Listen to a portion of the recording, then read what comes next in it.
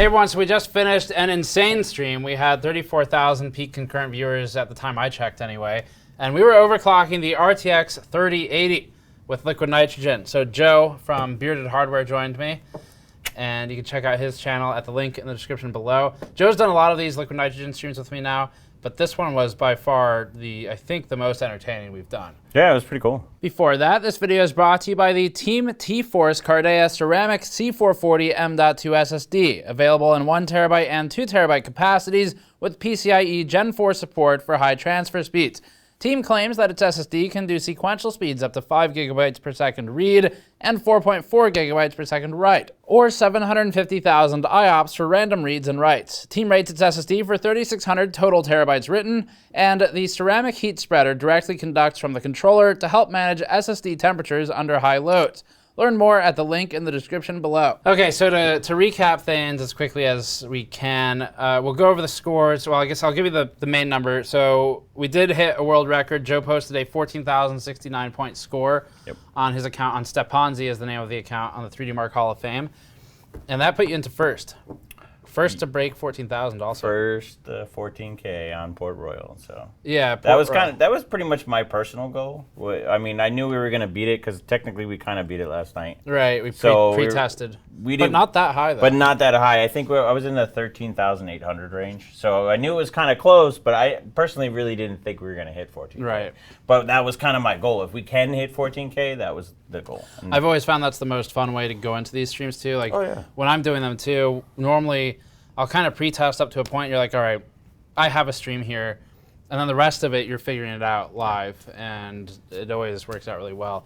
Yeah, this one just happened to work out really well. Yeah, and then the card, we used an EVGA FTW3. It's an RTX 3080 card, obviously. But the one thing we changed that was really important is we put a custom V-BIOS on it that has no power limit. Yep. Power limit's 900 watts on this. That doesn't mean we're drawing 900 watts. I think we were over 500, but we don't have an exact I don't know. number. We actually, because when I was checking the wattage when we were running on stock, like not stock, but on air, it was showing over 500 watts. Okay. So I don't know if there was some trickery in there for the 900 Yeah, watts. so the software we were looking at, whatever, but either way, we were unlimited V-BIOS, and we ran a liquid nitrogen pot on it, of course, for this. So the LN2 pot was a Kingpin Icon pot. We mounted this to the card with a new Ampere bracket on it. Actually, fun behind-the-scenes fact, before the stream, I had to drill out a new hole because I had accidentally snapped a screw, like the threads of the screw, but not the head in there a year or more ago.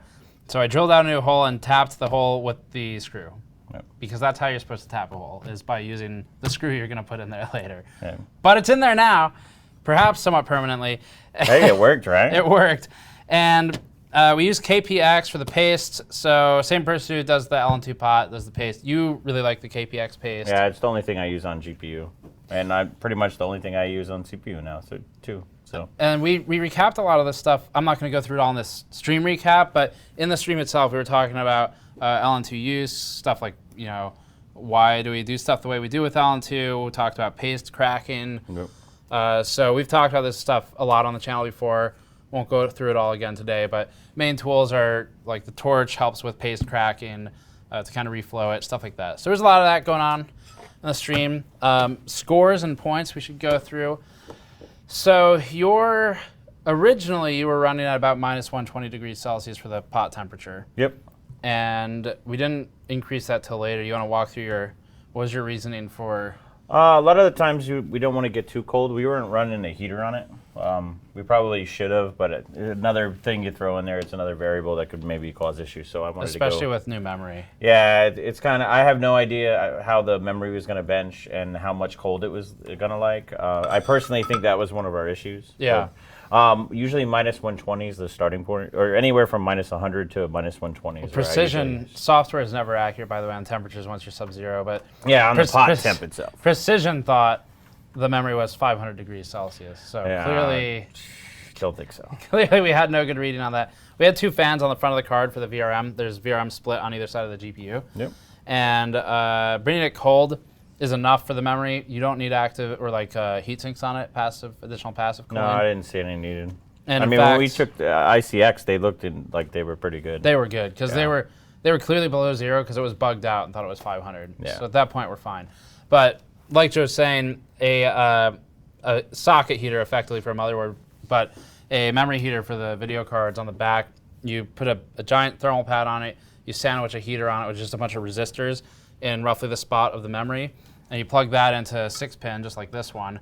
And as long as you remember to plug it in once you're under LN2, it's always famous last words. Then it will heat the memory. And the point of that is because memory doesn't always respond well to extreme cold like the GPU does. Yeah, and I think that's kind of why we were limited on our max clocks, is because I wanted to, for that last suicide run, for the record, if you check out in the stream, which is we did cool. like one more encore run at the very end where it was like either it's going to work or we got to break down. Yeah. Yeah, I think that it ran for the first one. I think we just kind of got a lucky run because I don't think the memory was that cold. I think the more we went totally, like, the more it got cold, the more memory bugged. So I think maybe this card at minus 175 instead of going all the way. Maybe minus 180. Yeah. Because you got to figure it soaks right into the memory, and it's going to end up... Because at that point, we couldn't even run stock, really. No, so it was having trouble with stock. There was also water in the socket, the PCIe socket. Yeah, that could have been causing the issue, too. And that, if you missed the stream, this is all stuff we go over in the stream. We go over terminology, like full pot and stuff in there, too. But that just means you're running with the pot literally full of liquid nitrogen, minus 196 or whatever you can get it to. But water in the socket... Water in the board, it's common for LN2. The biggest thing we're trying to drive home is once you have water all over the place, just stop. Yeah. Because that's when you start killing parts. But it's not going to kill it immediately, but it will if you keep trying. Yeah, you got to have patience with it. I mean, you got to understand that if you're starting to see weird issues that you can't really come up why, it's probably time to break down. Yeah. So. Yeah, so... I think that... Insulation, though, did Vaseline on the GPU. You didn't do much on the board, on the motherboard. No, I mean, most of the insulation I did on there was just paper towels. Yeah. A lot of the times, you don't need too much. I mean, we probably could have done a little bit, but I think it was fine. There was a little bit of acid in the slot, so it's not necessarily too bad. Yeah, and also, we were only running water for the CPU. Yep. Port Royal doesn't particularly care much about the CPU. Yeah, the score scale like stops pretty much at 5.3. So anything over 5.3, it's kind of you're talking like maybe 5 points. And so that's 5.3 on a run. Yeah. On a 10900K is what he means. So. Yeah. Yeah. For the rest, so scoring, I'll read we'll put a screenshot or something on the screen of my notes. I took some just raw notes in a spreadsheet during the stream. It's not pretty, but it's good notes for basics. We last recorded a frequency of 2340 megahertz. It probably went a little higher at some point. I think we saw like a 2370 at some point. I want to say the result said around 2340. I think the result might be around there. Yeah. And the scoring was, so 13,513 was the first one over the world record, which was previously 13,488. The funny part is when we ran it, we didn't even realize. Yeah. When that happened, we were like, oh wait, oops. That's above the record. Yeah. And then that was minus 120 pot temp. Yep. Core was plus 125, mem was plus 850. As a reminder, an offset, which is what the core offset is, will change based on the baseline. So as the temperature goes down and frequency goes up because it boosts whatever it is these days, 4.0 I guess, then your offset changes. But for total score swing, let me give you some percent math just off the top right here. Let me look up the numbers. So final score is 14,069 points. Yep. And compared to the numbers I was posting on the full stock FTW3 with the stock cooler, no changes at all out of the box, that was 12,140. So if you're like, these points don't mean anything to me, that is 100% agreeable to say. Percentage-wise, though, it'll scale pretty similarly in at least RTX games and applications, for whatever that's worth, and the scaling is 15.9% over full stock. So that, with liquid nitrogen, and not any extreme mods, but with a power mod, our max scale is 15.9% over full stock. Yeah. Well, I feel like if we go to a voltage mod, I think that would be, we'd definitely lift it up a little bit more. Yeah. And that's a good point. You want to talk about some of the voltage stuff? There's some behind the scenes we didn't share in the stream that was actually a lot of frustration for us. Yeah, well, we wanted to voltage mod the card, and we wanted to first use John's EVC. And when we took a further look on the actual card itself, is we noticed it's not digital, so there's no IT2C to be able to communicate. It's not a digital VRM. It's an analog one. So one of the problems we had, we were looking at the actual controller on the card, and that controller's under NDA. I still haven't been able to figure out if it's similar to another controller, but we weren't 100% sure that they were going to be the same. Right. So that includes a lot of risk. So and then just trying to maybe we were running until like 3 or 4 a.m. and we wanted to stream at 3 p.m. local time. I ended up doing about 4, but yeah. So you started doing mods. We have footage of this too, so we'll insert some of that footage. But you were working on the mod. You had a really pretty cool microscope, I thought, with the camera. Like for $200, that's a good setup. Yeah, it's pretty awesome. My eyes have been going pretty badly. I don't know. For that to solder is awesome. I don't think it matters how good your eyes are for the stuff Joe was working on, because like I would look at it on the screen, and I look at the board and I'd be like, wow, where the hell am I? Like, it's I don't know where this is. So he was working on some really small components on there. Yeah, I bought that for that reason, because a lot of the times when I've done all the e-powers and stuff like that, I'm like squinting like this and try to have like a magnifying glass. That just makes it 10 times easier. Yeah, so because it's tiny. That mod you had some trouble with. We ended up abandoning it. You had a bit of a scare with it too, where we weren't sure if the card was going to work anymore. Yeah, so basically we were trying to... Alrighty then. That was the liquid nitrogen valve. That was like a long purge. That one, it really disagreed with something you said. Oh, apparently. So, all right, so you had some difficulty with it. We had a scare. Yeah, so I was basically soldering 2 pins together, and I had one pin soldered and then the other one for test. As soon as I went to put the other piece down, and I put the soldering point, and all of a sudden it basically, I guess I got one section a little bit too hot, and it pulled off a pad on the one side, and I was like, oh no, that's the worst thing, because when you pull pads, you got to kind of figure out, you don't know where that circuitry is going. So that was a little bit of a worry. So I think we abandoned it at that point, where we just wanted to make sure the card there was nothing wrong with the card. Yeah, so we booted, and we're like, okay, good, it got onto the OS, but you're not in the clear yet. Yeah. You need to make sure 3D clocks work, and it's not stuck at like 200 megahertz or something. Yep. So ran benchmarks, did a short pre-test benchmarking session with LN2, and we're like, wow, this GPU, this chip's actually really good. Yeah. So it actually turned out to be completely fine. Yeah. So. And then for point of reference, the original air-cooled overclock I did on Thursday, the launch day of this card, was 12,460 points. So again, for full range of scale, 14,069 was what we got today. And then that one, 12,460. It's still a 13% uplift, so pretty damn good. We were very power limited with the original card, and I think you'll find that to be true with a lot of the 3080s. Yeah, I'm going to have to do something to get around it. Yeah, mods. Some cards will have better VBIOSes than others. Yeah. As things roll out, the manufacturers will probably release optional VBIOSes. So if you're into overclocking, you'll probably want to keep an eye out on that. That's where some of the advantage too. People ask a lot, what's really the advantage of like a Strix, FTW, KP, Lightning, stuff like that. Yeah. And for normal users, a lot of the time we're telling you, don't waste your money on it if you're just going to plug it in and play or do light overclocking. But anyone interested in more, the biggest problem you run into is you will either have to hard mod a normal card to get it to do more power, yep, or that's kind of it. Like, because if you can't get a custom VBIOS, you don't have an easy out with it. Because again, okay then, all right, it's very fussy right now.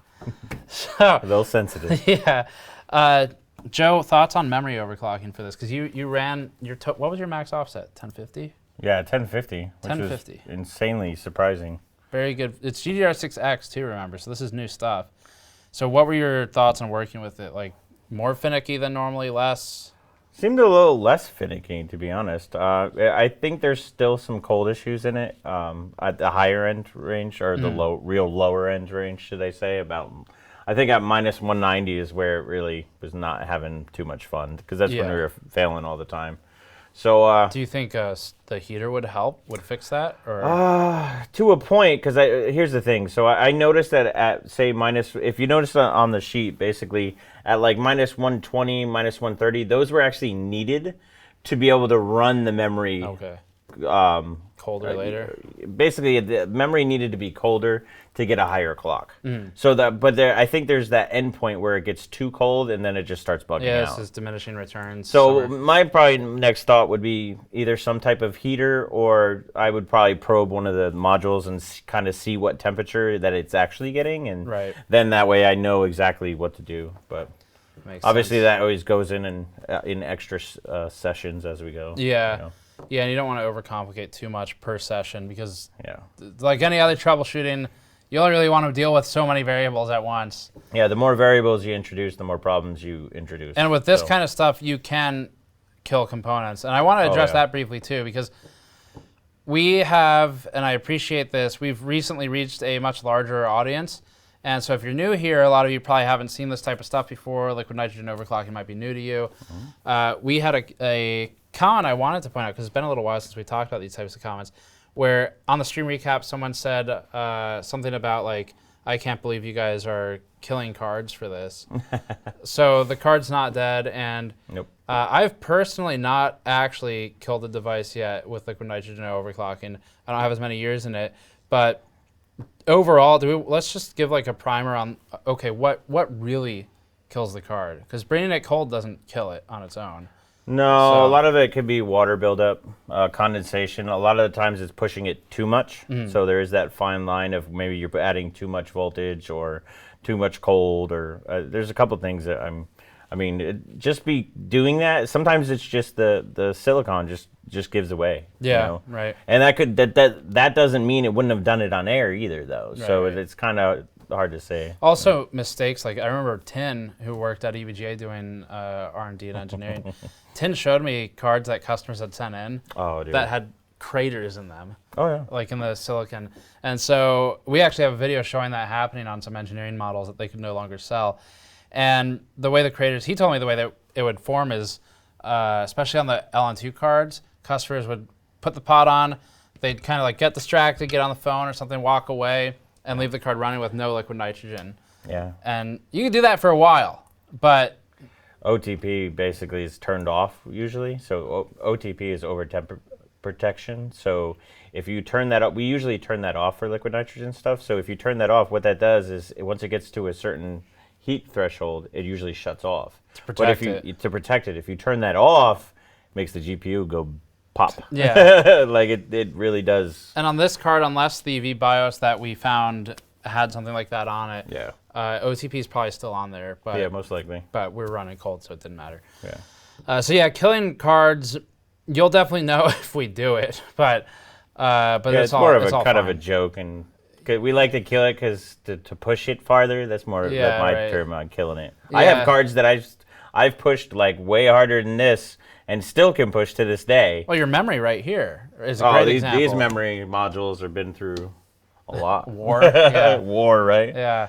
Yeah. So we'll use phrases like it's done or it's dead or it's Dunsky. Yeah. During the stream, when we say that, unless we specify otherwise, we're referring to it's time to shut it down and clean off the water. Yeah, but it's not actually killing it. Right, the parts are all good.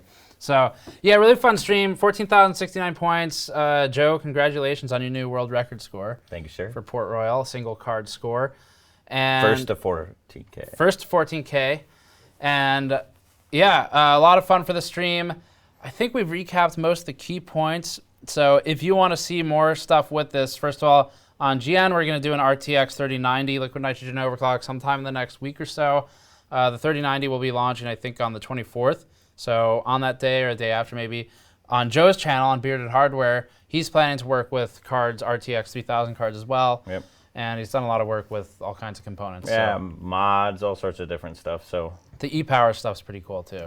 Yeah, we'll see if one's needed. I don't know. Seeing all the phases on these, might not need it. Might not need it either. But it might be something just to do for fun, too. Yeah. So check out Bearded Hardware for that stuff.